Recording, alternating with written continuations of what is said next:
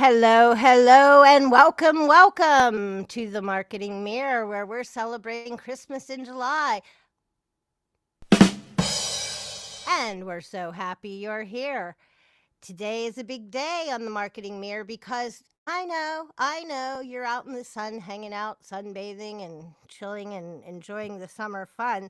But we're going to have Christmas in July because it is never too soon to stop the panic before your holiday Q4, sometimes the biggest earnings of the year, is coming up. So it's a good time to jump out of that cool breeze, that cool summer enjoyment, and start thinking, start rattling that brain because we want to be ready for that big season. Today on the Marketing Mirror, I'm Sue Ann with Right Mix for Business, and my co-host, owner of Clearly Conveyed Communication, Jamie, is also with us. How are you today, Jamie? I'm doing great. I'm listening to some holiday music over here. Getting in the mood. That a girl. And some of you may have seen, I had I had been giving Marketing Millie some ice skating lessons this week in honor of our Christmas in July show because I love skating. Always have. I used to skate day and night all year round. So when we were doing Christmas in July, I had to think about skating. So before we jump into today's very important topic, I just wanted to ask you, James, if you had seen the new AI slot button. We are now in charge, given the ability by LinkedIn to push a button if we feel that someone is sharing AI slop. And we are actually the AI slop police, you and I, and all the channel members over there on LinkedIn. What do you think about that? I actually had not seen that yet, and that is crazy. Like, I think it's interesting that they're taking that approach to have users on the platform police. I know they had really been targeting that because we've talked about some of the stats before, like how much of LinkedIn content is AI generated. And how much they actually enacted it themselves. Yeah. They're the ones who like kind of started it and put the AI button in there, and they were promoting it.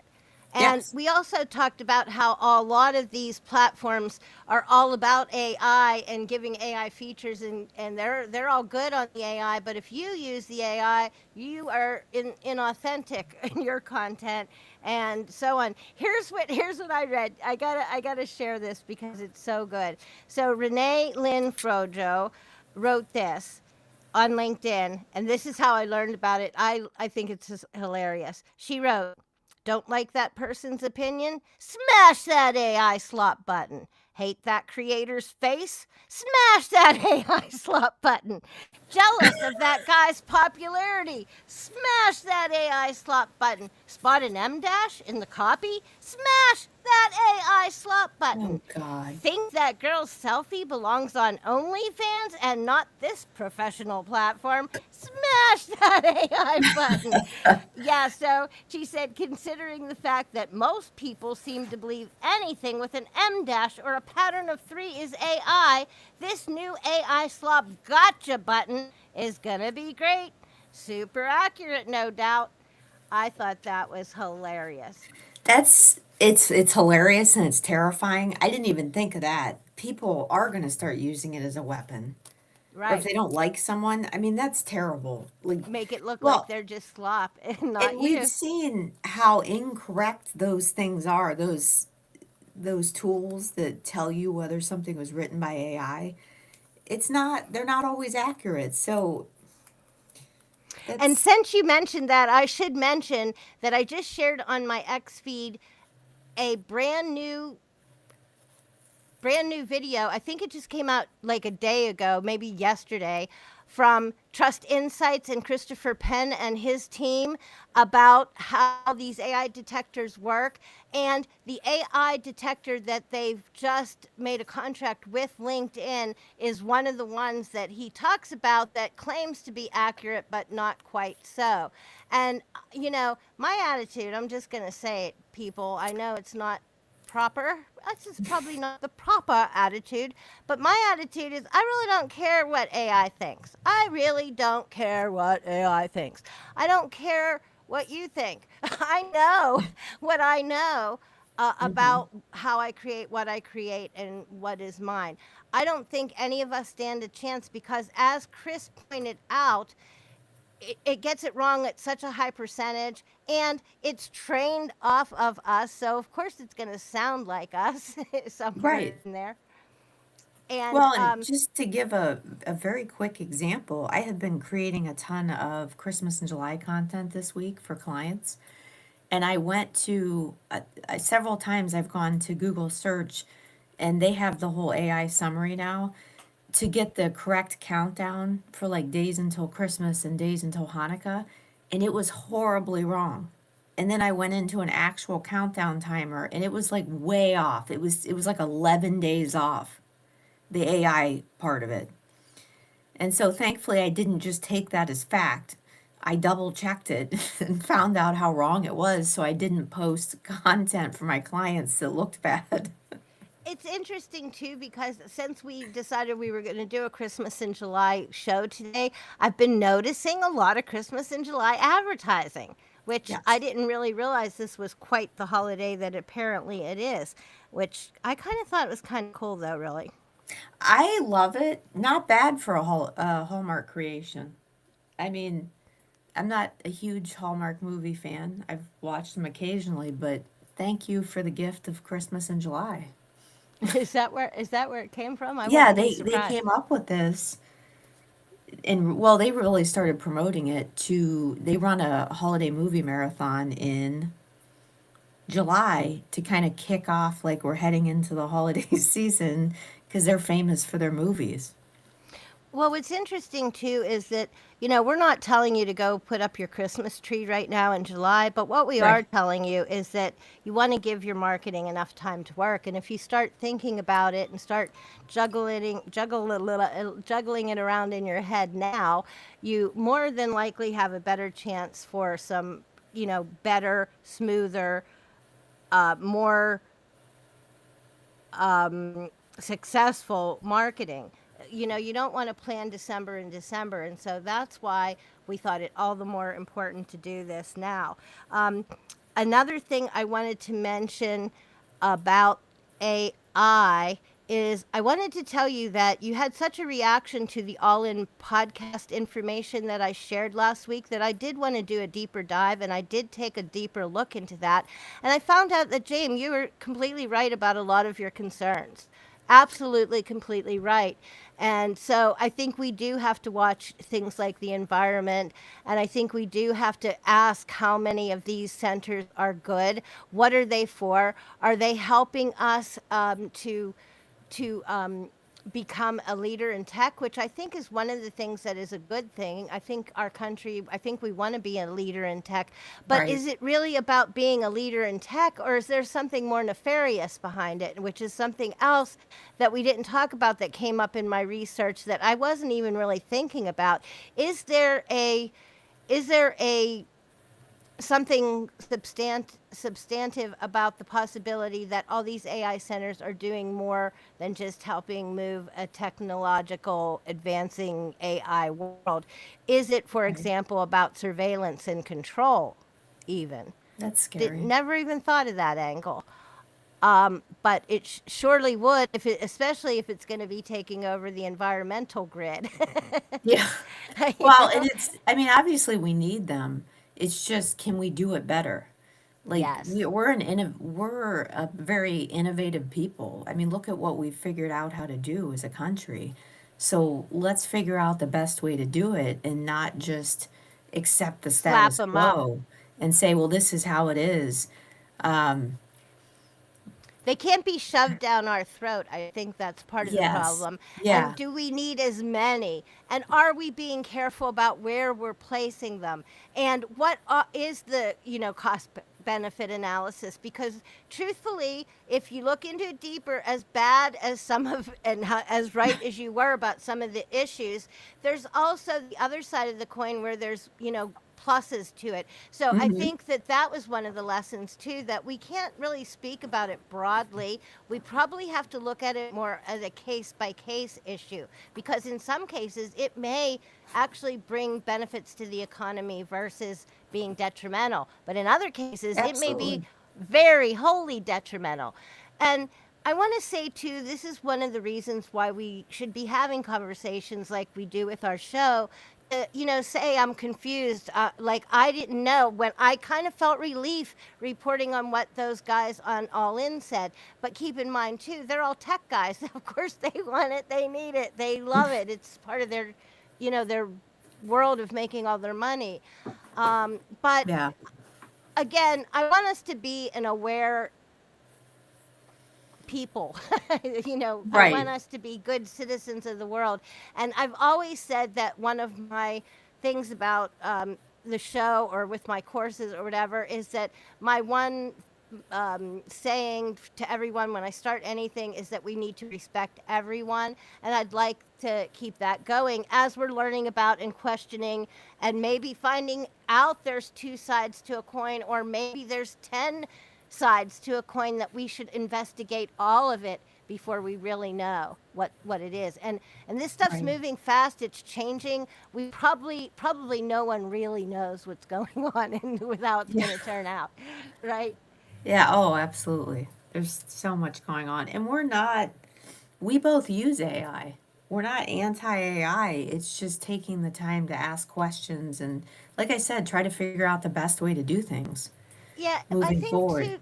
Do people feel? I think some of the revolt of in general of people is they don't feel like they're being asked. That it feels like it's being put upon them instead of they're agreeing to it. Yeah. Like we talked about a couple of weeks ago, no one likes change, so there's an automatic, reaction Yes. to any change. Absolutely. Yeah. I hopefully we can figure out some solutions with the data centers because obviously we need them. People don't understand like how much physical space technology takes up. I have worked with a lot of like IT initiatives. I mean, when you look at servers and someone like Amazon, like their Amazon Web Services, the physical space they take up, we need all of these servers and computers and mainframes somewhere. Just because everyone's using digital services, I don't think they understand the physical space that those take up somewhere. And all of the internet relies on cables. And that's caused some of the issues with our unreliable internet. Our cables are aging and need to be replaced. So there's a lot of things in the physical world that our digital world depends on. It's really good. We're living in quite an interesting time. I think the speed of this revolution or evolution, as compared to any other, like industrial revolution, all the other things, the tech revolution, all the things that the web, none of it's developed at the speed that this AI is suddenly developing. There's Yeah, some it's really crazy. exciting things about it. I mean, it could help people in big ways. I mean, Hmm. there's just so many good things, but there's also so many bad things and so many things we have to be aware of. And one thing that we don't want is we don't want it to be a divide, that who gets use of tech. That's one of my fears. I don't want, us to regulate ourselves into only the chosen have what we have right now with our ability to use and create and be part of the internet. I don't want that to be lost. And that's, I think, one of the things that are at risk with some of what they're talking about now. But let's Yeah. move on to our big important topics of the day. I'll start by introducing our friend Marketing Millie to get you really revved up for today's topic. Is that cool with you, James? Let's go. All right. Holidays are an invitation to engagement, placing you in the same mindset as customers, and built into an automatic limited time frame for added power. Fourth quarter sales make or break yearly sales for some businesses. Your holiday campaigns are entering Super Bowl season for marketing. Are you set? Don't worry if you're still having fun in the sun. I'm Marketing Millie, and today at the Marketing Mirror, we're going to get you in the holiday spirit and ready for a smooth Q4 so you don't have to panic later. Pop in for our Christmas in July celebration. Leave with your holiday marketing plan.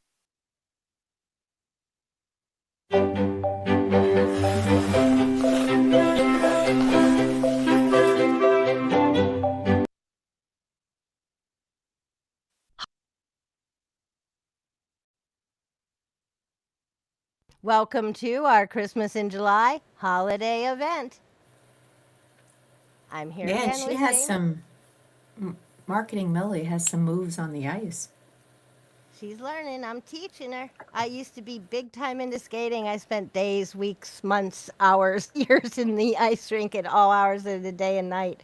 So I thought winter she's got to be skating. But why is July the right time, Jane? Why are we starting in It July? is. When I saw your video on Facebook, I was like, I desperately wanted to go skating right now. There you go. It is. I wish I had access to that year round.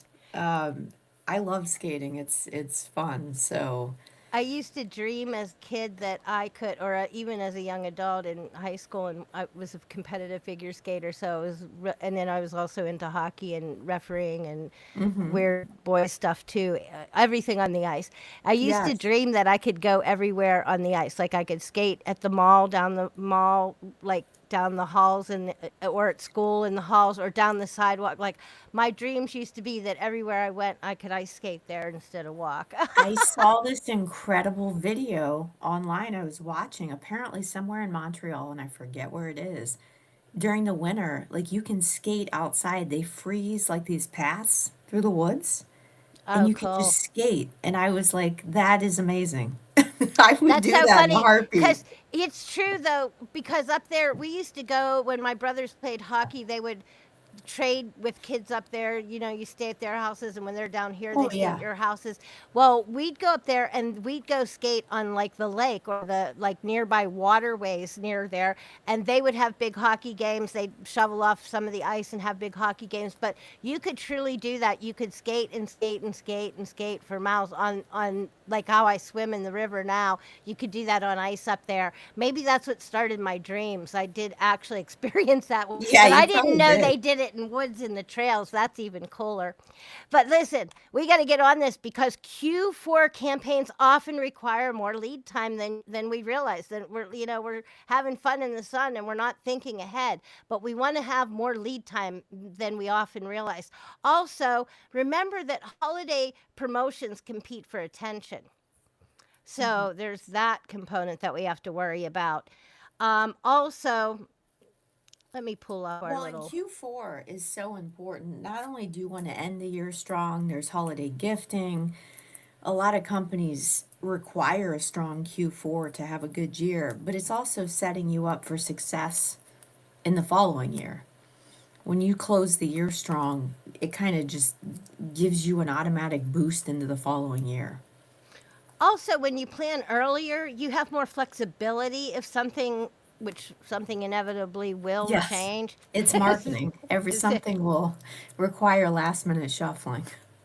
So, what we're trying to do for you today to give you some direction here is we're trying to help you think about planning early, promoting strategically, and hopefully panicking a lot less. Yes. So, today we're going to talk about how you plan and build and warm up into your end of year Q4 marketing.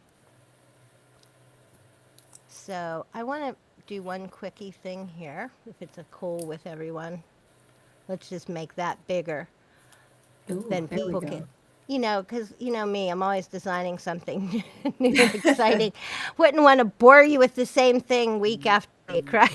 Yeah, heck yeah. So we're so happy that you're here for our Christmas in July party, and you won't then have to be panicked as Q4 hits. You see, cool summer planning brings smooth seasonal tides. And tides, my friends, are sales, right? So we're excuse. So we're thinking about it. We're contemplating it. Are you? Let us know. Let us know in the comments if you are. Where are you right now? Do you have a full Q4 plan? Do you have some ideas? Do you have absolutely nothing going on? Or were you hoping that nobody would ask? Also, let us know. Share if you have a favorite past holiday campaign you've done or you have some ideas. Let us know. Or if you have a general idea but want to see if anyone else has any insight to help you develop it more, maybe we can help push you in the right direction. So if you're thinking about it and you're contemplating it, that's okay. And if you're not, that's okay too, because we've got your back. Holiday promotions are a great way to inspire consumers and invite engagement. And the big holidays have a mass appeal built right in. But for marketing purposes, Jamie, think about a tie in for your business with a holiday. Any day of the year, you can do this. So don't worry, we are going to work up a Q4 holiday marketing plan and throw out tons of ideas you can use. But first, I'm going to give you a quick example of excuse me, I keep wanting to cough today. I'm sorry, guys. I want to throw out a quick example and a quick reminder of how easily you can capitalize in big ways or in small ways on holiday themed campaigns for any day or time of the year.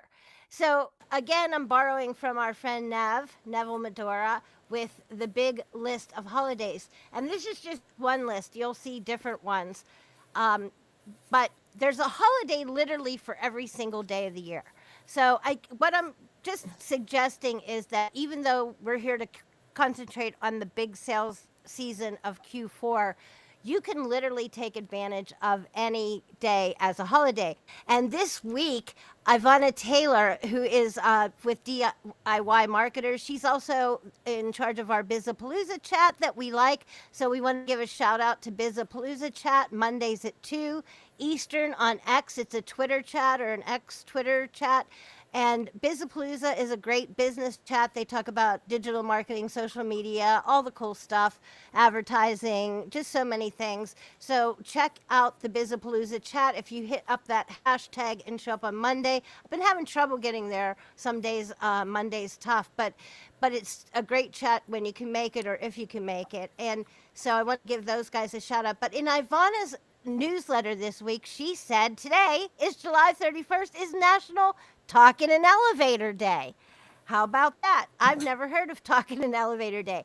But what I want to bring up about what she did with National Talk in an Elevator Day is she sent this newsletter out, I think maybe on Tuesday, saying that coming up on Friday, on July 31st, it's National Talk in an Elevator Day. So she automatically took advantage of the urgency of a day, or sometimes a season, but in this case, a day that is a holiday, the 31st today, National Talk in an Elevator Day. And she invited her readers to let her know if you were stuck in an elevator for a half an hour, what would you easily and happily and passionately be able to or want to talk about?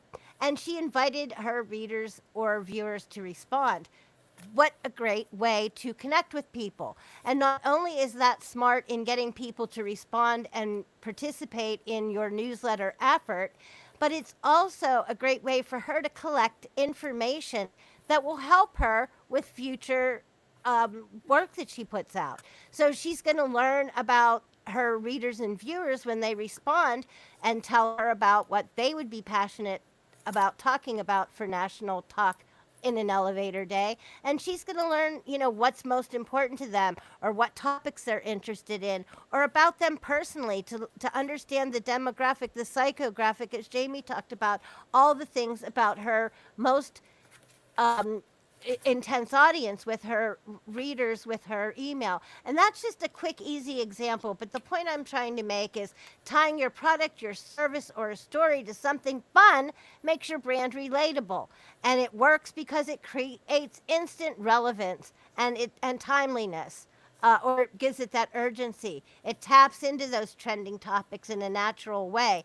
Now, on Neville's calendar, July 31st is Monday.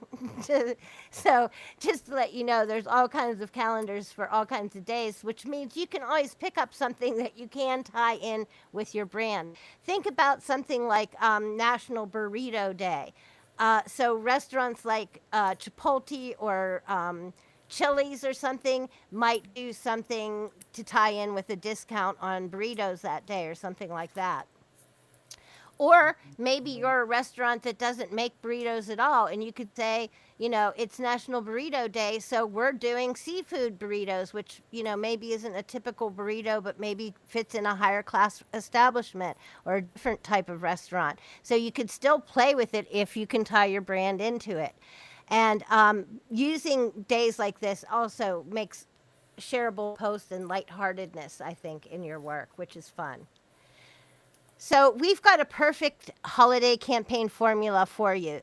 It's a 5-step framework you can use not only for your Q4 holiday marketing, but for any holiday campaign that you want to create throughout the year. And you'll see I've got Jamie up here from Clearly Conveyed. She's there with the clipboard to make sure you hit each step to a high standard. And I'm over here. I got my hard hat and my safety jacket, so if we need to, we can go deeper and figure things out together. So let's get started and see what's going on. So it's easy to feel mixed up and tangled up at the thought of a holiday campaign in the summer. It's the perfect time not to panic, but to ease into a planned, perfect holiday campaign for your business. The first thing you have to do to get untangled, though, instead of being like these silly flamingos that are all wrapped up in holiday strings, we're going to use instead the cool flamingo binoculars instead, right? That way we can hone in on your focused offer.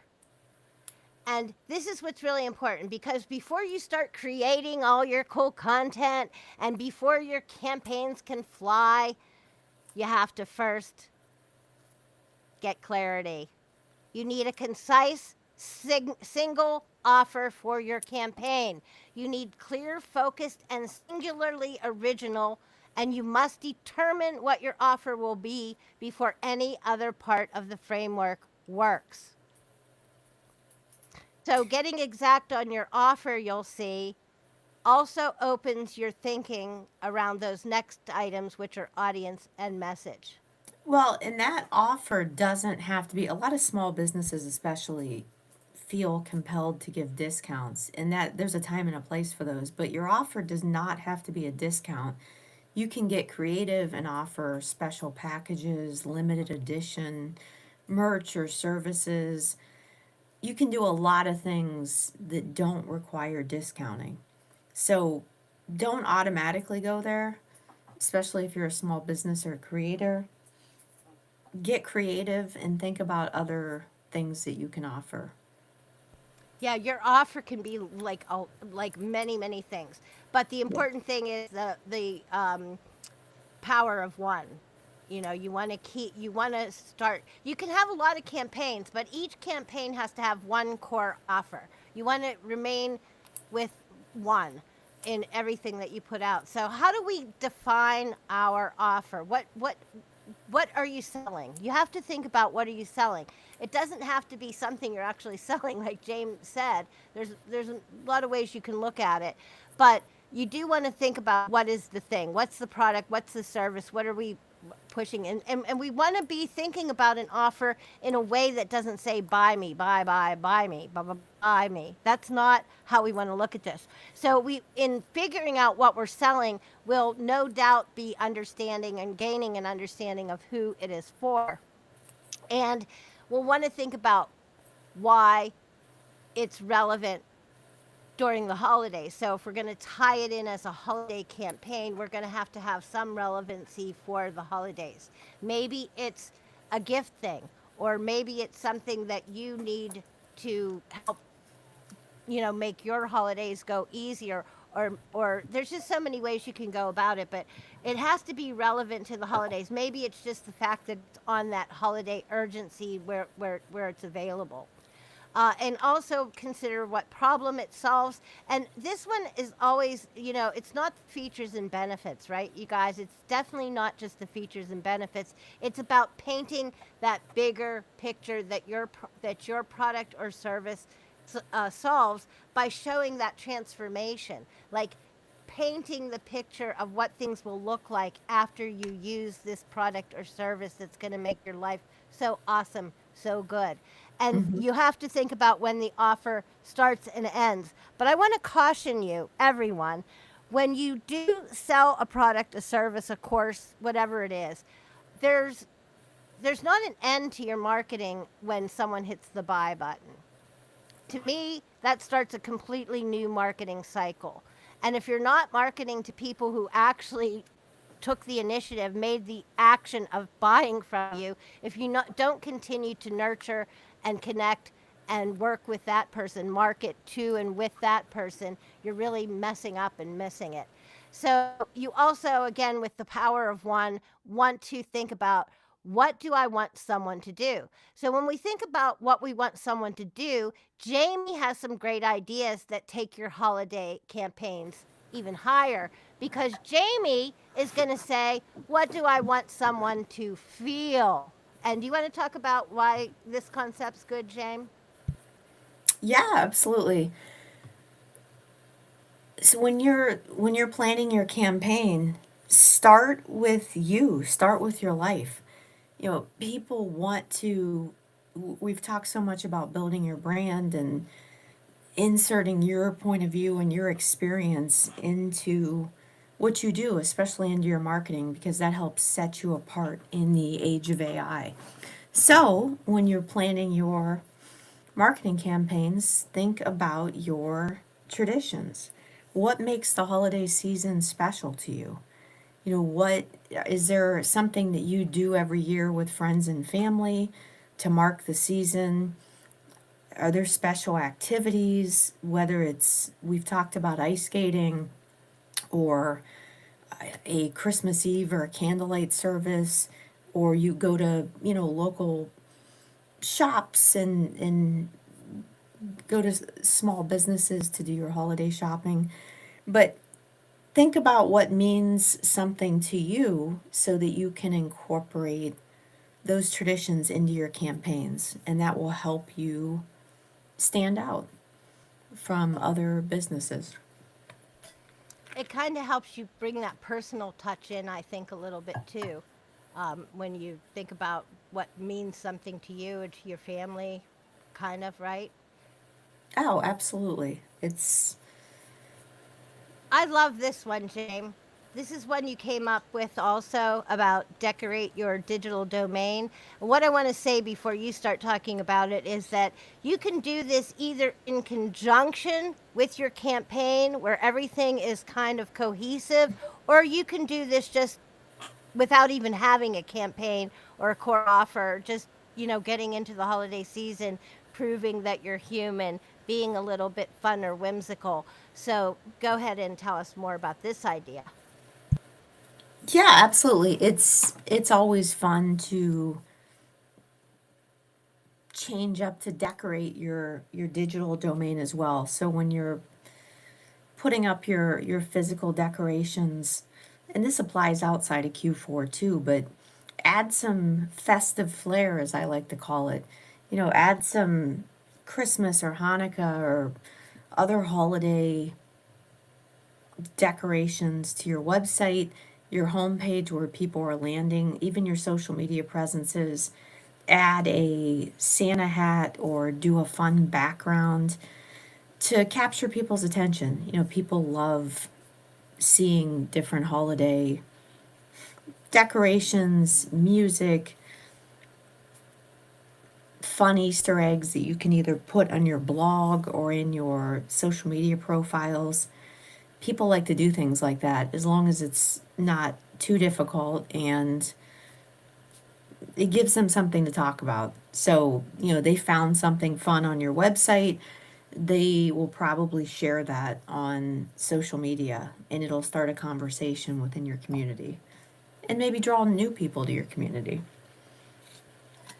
Yeah, don't be afraid to show a little sparkle, which business people sometimes forget to do. I love that this is a chance to show some of that sparkle, some of that personality, maybe some of your quirkiness. Like I pick all the flamingos because I'm a flamingo collector. I like them.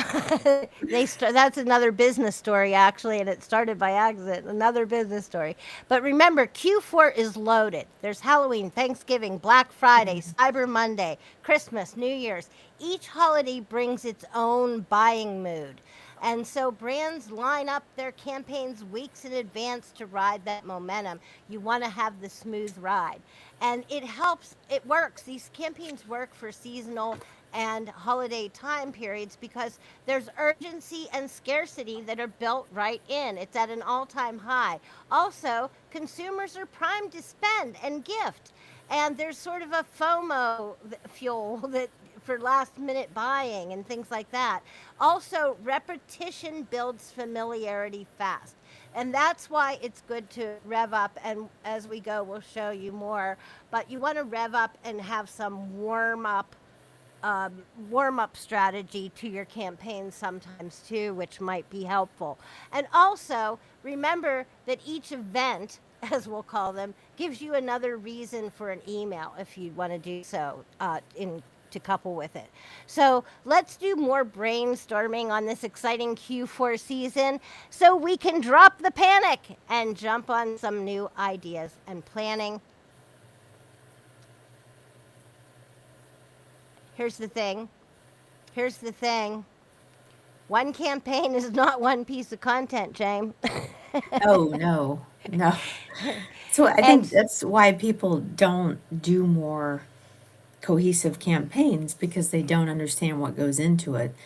There's a lot of work and amount of content going into a campaign. So that's why it helps to plan it out. And you don't have to do everything. You know, pick and choose where you want to tap into so that you can put your whole self into it and you're not trying to scatter yourself too thin. that's why I think now is a good time too to start, swishing it around in your brain. Give yourself a little bit of time to think about what's the supporting content that's going to please my audience and fit my messaging, and how am I going to take this one core content hub, this one core campaign, which will be my hub piece of content, and break that out into messaging that reverts back to that so that I can get the result that I want.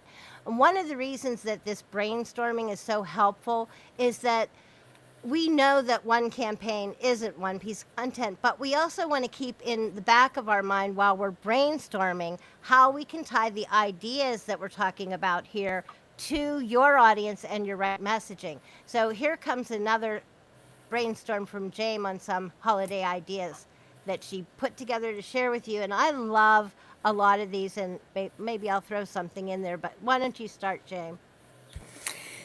Yeah, so this is where you can really get creative and tie it into your own traditions or your own life experience.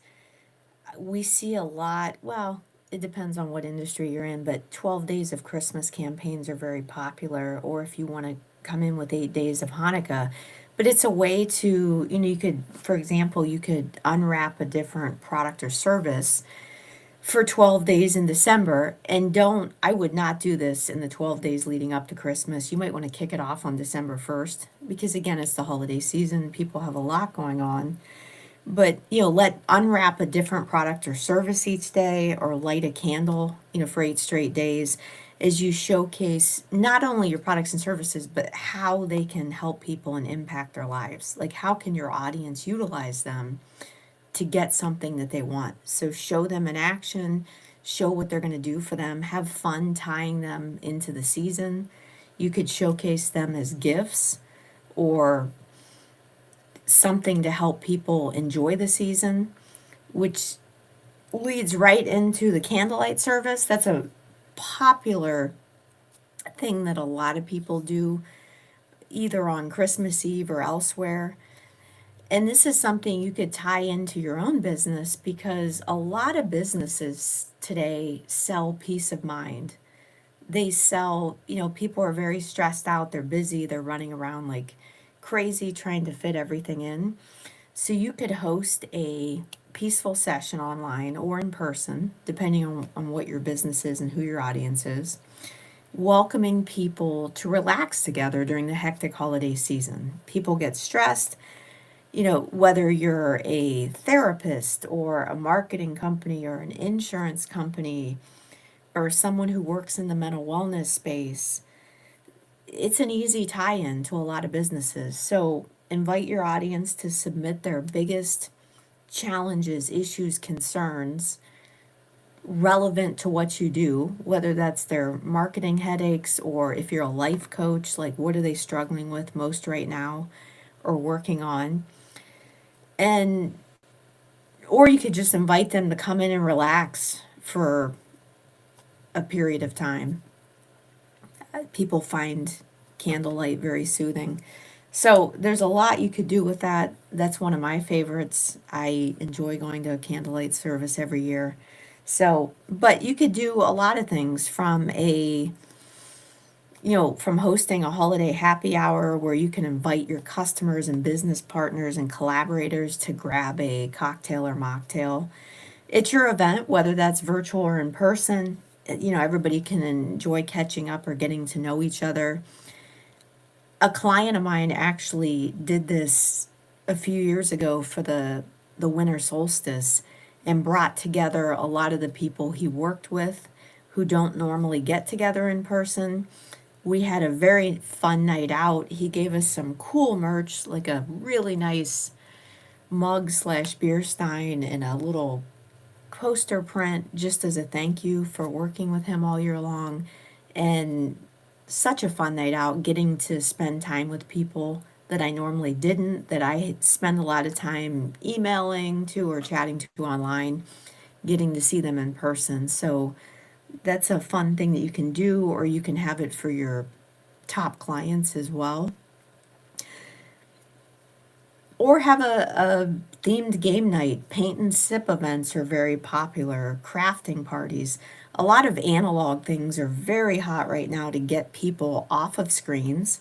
I was just looking at a fun game mat last night that I was creating some content for, that you can brand for your business, that you could tie into a game night, which is a fun thing to do. But I've been working on a Lego build for a while in my limited spare time that I'm almost finished too. You could do that as well. That's another thing people are really into right now. So whatever fits into your business that you can tie into something that you do or a benefit that you offer, and invite people to come relax, have fun, hang out.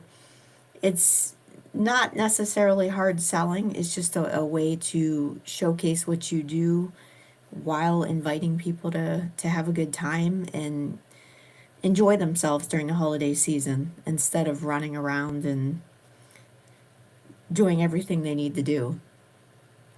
One of the things I like about some of your real life possibilities are twofold. One, it's a disruption over being with people versus being with people digitally. So it brings maybe your digital colleagues, like the example that you just talked about, maybe it brings your digital colleagues together in a real way. And, it probably strengthens the team when they get to spend that kind of fun time together. And also appreciating people is always appreciated by those people, but that also comes back to you as an owner or operator when kind of share the love with the people who make it happen for you. Also, having customers in, that's a great way to do it. We used to work for years with a company, big construction company, and part of their yearly holiday party, which was pretty, highfalutin, so to speak. The guys that would come to that all were kind of cigar connoisseurs. So that was kind of part of their party every year was the cigar tasting room and space. And again, to Nice. each its own. They're actually the people that they work with in the space that they're in, those executives, those elite, those elite level executives in that area. That was something they all seemed to share. There were a lot of people that were involved in that year after year. We started to realize that was like their thing. It wasn't just, it was something in their lifestyle, like you said, that they brought in. Also, I'd like to point out that when you have these things in real life, you can extend them into the digital space by making them hybrid, both in real life and digital, or by extending it into the digital space through showing sort of behind the scenes photos, um, and showing you in a less than business setting with some of your real clients or customers or support people. Some of you in real life, which I think is really great. Yeah, and they I also, it's like a continuous, it's a continuous cycle. You can get a lot of great content out of these. But one of the reasons like brand activations and experiential marketing are so popular right now because you're bringing people together, they're doing something, you're creating a shared experience, and that automatically makes memories, positive memories that are affiliated with you and your brand. If But you're you can, into I'm sorry, go ahead. no, but it is a continuous cycle. It also helps you generate a lot of content. You can bring that back into the digital space, showcase what people created, or lots of photos and video of the event itself, getting ready for it. And So, it could even bring user generated content with other people, because if they're yeah, also in the space with you, they might tend to do the same and want to share it. absolutely. Also, I was going to say things like the 12 days or the 8 days. If you're a coach or if you have a mastermind or if you have a course, you could do something like a 12-day challenge or an 8-day challenge. And again, these could be in the spirit of and named after 12 days of Christmas or experience or 8 days of Hanukkah experience, but don't put them, like Jamie said, right smack in the holiday. Start them a little ahead so that as you enter the holiday season, you could then make the offer on that from that challenge, like Yeah. into your mentorship program or into your coaching. And you've given people a taste and an experience with you so that they already know that, you're priming them. It's kind of that warm up marketing, that pre sale marketing that you want to do. Also, when you think hard about this type of theme being woven into your campaign, it also helps you again with understanding the audience that you're reaching and the messaging. And that's why I put that there again, keeping that in the back of your mind, because now we're working through our little format, our little formula, and we've gone with the core offer into audience consideration, and that can be on different levels, whether it's digital or not, and then into the messaging from there. And then, of course, we're going to just keep on sailing right along to that happy place because now we're bringing in a campaign and theme. So I hope now you're inspired now to fly full steam ahead on the holiday campaign formula because we're moving into that campaign phase and working towards nailing down a possible theme and that core messaging. And that's why it's so important to start with a strategy, to create a plan so that it does seem cohesive and it doesn't seem like you're just throwing things up there. It actually looks like a cohesive campaign that people can follow along and join in on. Absolutely. So, what I say is we have to get our digital deeds done diligently. And right now we're moving quite along. We've worked on the offer, we've worked on the audience. We're going to look a little tighter at the message coming up as a message check. And we're taking our holiday themes and moving them into our campaigns. But now we need to start thinking about a timeline and campaign windows for Q4 because we're leading to this Q4 victory that we're going to have. But don't worry, we're still chilling in August. Got our drink, That right? drink looks amazing. and we still got our flamingo binoculars, right? So that we can keep that That's focus fantastic. as we float on to our next slide, which is going to take us back because now we've got more depth to put into the offer because we've been brainstorming about holiday themes and campaign ideas.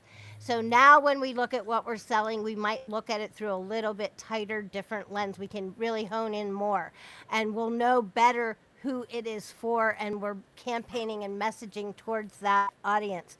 And we start to really understand how we're going to make it relevant during during the holidays. Like, is it a 12 days of unwrap, or maybe if you sell products, you have a product line, you could have 12 days of offers within the offer campaign. So maybe I'm just brainstorming here, guys. So maybe you're a beauty brand. And so for 12 days leading up to your holiday offer, you could offer, say, a bundle each day.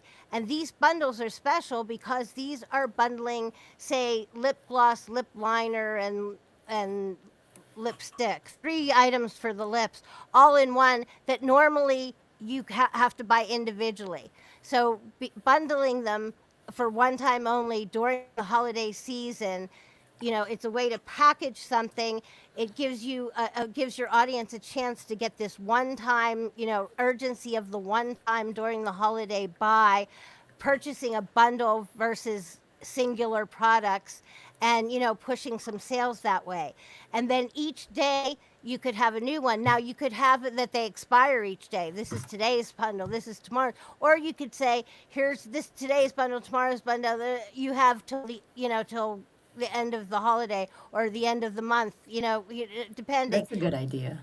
Yeah, so it could be really neat. Also, like Jamie said, your 12 days or 8 days to unwrap things could be pre-holiday Hmm. content marketing by showing off your product in steps. So what you're doing really is educating the person and also priming the wheel that they're going to want it by that final thing that you show them about it, and what it solves, what it does. So there could be an offer incentive, like I say, with the urgency, right? Your offer becomes an incentive with the urgency of you have to buy it on, the day that it comes up as a bundle, for example. And again, the start and end is going to be really important because you don't have an end, you have a continuation in marketing. Just remember that. Well, and make sure every part of your offer and your messaging tie into like that it's all cohesive. If you're selling that you're trying to make someone's life easier, like bundling those lip products, you're trying to help them get ready faster so that they can get to the gathering or they can start their party or go do something and have fun. I like your idea of introducing these different bundles and then having them all expire like a month later or at the end of the holiday season. Because if you're doing daily deals, I know those are popular, but you're almost creating more stress for Right. people during a very busy time. So I feel like if you're Yeah, and introducing people these, like to shop around, so you're giving them a yes, little bit of like, oh, yeah, oh. maybe they have to think about something for a And minute maybe and the then they end up, incentive is buy one for your girlfriend. Like, yes, maybe there's the incentive of, and if you buy it on bundle day, and you can get one for half off, so your girlfriend and you have the same thing on your makeup table. there you go. I don't know. I look, my best friend Carol. Like almost every gift she ever gave me, she had one already herself. Like Nice. all Hey, her she gifts. wanted to try it out first, so she gave you good gifts. Yeah, she really liked it. She's like, "Oh, I got to get my best friend one too, right?" That's awesome. So you can play off things like this that are very human. And it is the season for giving gifts. So maybe your offer isn't about the person that you're talking to. Maybe it's to gift buyers. So you know what I mean? The Yes, other thing is absolutely. sometimes you can have more than one audience, and I'll show you that coming up on one of these slides. But we want to do a double check on our message because we're working from the offer and the audience and the product or the service. But now we want to think about mix. We want to take a message mix and look at these clarifications. This is sort of that checks and balance system that we've done on other things that we've shown you guys over the over some of our shows. So you want to make sure that somehow, no matter how you're talking about it, you have demonstrated that you understand what the customer needs. You feel their pain. You understand what it is that you're gonna, what need you're gonna meet, and you know what your solution does and how it helps and how it's different than other people. The education part of a campaign has to do with content marketing. You want your audience to be well educated so that they're an informed buyer. They understand that your product is better than the other guy, and this might mean doing some content on, comparisons or explaining things in your industry or related to your product, or showing examples of actual like case studies of people using it and how they use it in different ways and how things turn out or how well they love it. Maybe it's about showing proof in having statements of customers. You can also show proof and have people trust you in a really nonchalant way, like you see some people do with their banners, say on social. They don't say I'm a best-selling author, but they show their books and quotes from their books or 5 stars of their books up in their header, or Or they awards show, that they've won, yeah, or awards if they're on stage or testimonials. exactly. And then always remember that power of the single, the single CTA, the single offer, the power of, I'm saying it wrong. There's a copywriting phrase for what I'm trying to say. Yeah, But just don't. People get too convoluted. I've had these discussions with clients before about trying to include too many things in one marketing piece, whether it's a social media post or an email or a newsletter, whatever. You really have to focus on what you want people to take away, because so that they do actually take that away and don't get mirrored in four different call to actions. and look, I read your mind. You don't need to invent 50 different ideas. You just need to find a dozen ways to tell the same important story. And Yeah. why this matters too in your content, your audience, maybe you have a product that has more than one audience. And maybe those audiences don't necessarily, even though they both use like in their customer segments of your audience, maybe they both love the product or service, but they're definitely a different audience, a different demographic, a different psychographic. So maybe in that case, you have to make your content, campaign content from your hub and spoke system a little bit different. Again, we want to maintain the power of one idea, one call to action, one goal. But if we have different client, ICAs are, if you don't know, ideal customer avatars or ideal client avatars or ideal customers. So Customers. you might have different ones though. So in that case, Hmm. you still have work from a hub and spoke system, but their content revolves around their little earth. So that's still coming back to the main core offer, but so is this next block. This next block's a different client that still is going to come back to here, but they're going to be spoken to different. They might even be somebody you approach on different platforms. You know what I mean? Your Yep. messaging might go to a whole different platform, but remember the rule of one. And also remember to have that key core thing that you're trying to accomplish, that goal, that core offer that everything is heading to and back and forth and back. It's funny because really when I see the hub and spoke system, which this I asked for just a starter thing that represented hub and spoke. Really, I'm not sure if it goes out as much as it comes back in. Hmm. So the Yes. arrows, to me, maybe they're pointing the wrong way. Yeah, But that's all right. still, we've given you really a good start for a 5-step framework: Yes. offer to audience to message to campaign and finally content. And we're kind of stopping maybe a little early, but our time worked out just right because this is where I thought we might stop. Uh, the the timeline and campaign windows now are where we're headed for Q4. So for August, which is starting tomorrow, so we're perfect for you guys to think about this and start rolling Yeah. this around in your head. Identify and refine and think about that solid offer. The offer leads to the audience and the message pretty easily, and then you'll hone that into more, and then you'll take that out through a campaign which may or may not have a holiday theme. And so you have these first things first to work on right now.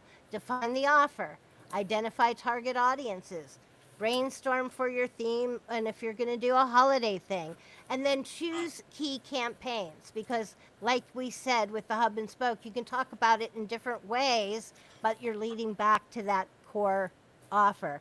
And you want to start thinking about how to set up and establish important dates. Absolutely. And keep this handy because this is fantastic for any campaign that you run. I think we did a good job on this one. But here's what Yeah. else. We can go further. We can take this if we want to, if you guys want to, let us know. I think we could take this into a next thing where we can give you the rest of the campaign windows, the timeline in the campaign windows. So we've Oh, given you absolutely. a little bit of a what to do now, but starting in September, you're going to be working towards some other things. You're going to be working towards some other things altogether. Let me just give you a little idea off the top of my head here, or off of my notes, I should say, if I could find them. Just really quickly. So, going into September, for example, if we were to continue this, you would want to look at.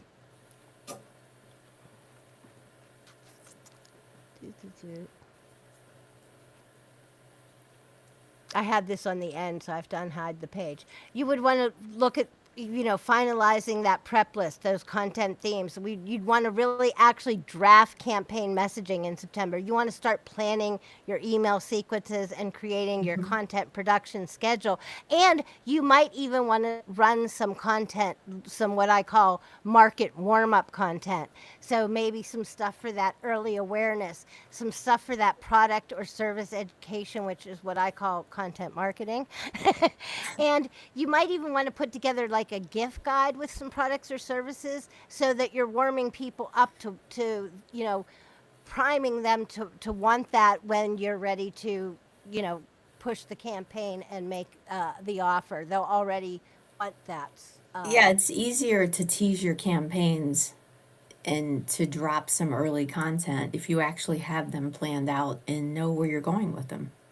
And if you do some problem solution content, which again is content marketing, then you can kind of be again priming people and educating them for the product or the content. See, now you can't, I think you can't see me. This Riverside, I'm still not sure. Maybe it's, I think I have like the best internet there is available. I went through three different changes lately to try to make sure. And yet, my face is gone. That That's doesn't mean I techno- don't love y'all. it's And technology for you. I'm looking forward to more about this topic. I think you did a great job on these ideas today, James. Is there anything else that we didn't cover for today? No, I think we hit everything. I mean, we covered a lot of area, so I hope everyone took some good notes or go back and rewatch it. All of our shows are available on demand on Sue Ann's channel, so check it out. Go back, and if you have any questions, even after the fact, drop them in the chat or reach out to us, and we'll be happy to answer them. We Yes, want to see definitely. everybody's, show us what you're working on, show us your campaigns, and tag us in them. We're looking forward to seeing what you come up with. Absolutely.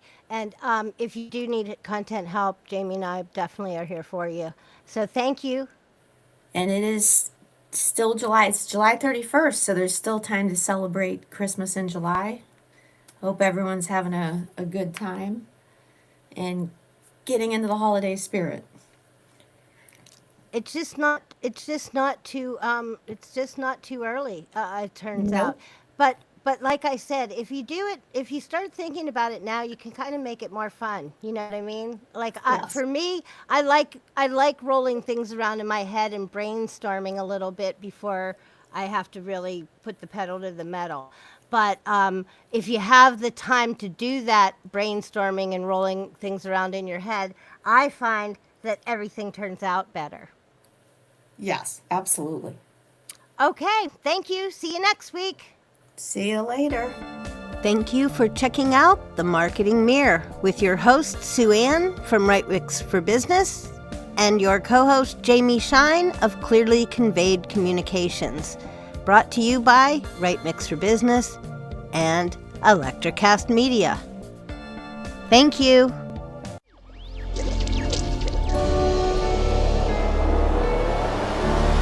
Electricast.